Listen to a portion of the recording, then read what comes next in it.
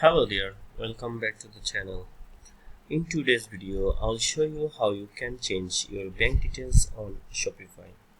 It's very easy thing to do. In order to do this, first go to admin.shopify.com and log in with your credentials. After logging in the left side, you will see a bunch of options. In the left bottom corner, you will see a gear icon or a settings icon. Select it.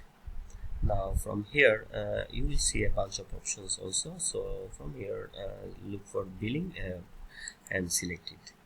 Now you will see your payment method here, your bank details here.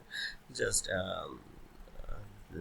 click on the three dot icon from the right side and you can change your details from there. So that's how you can change your bank details from Shopify.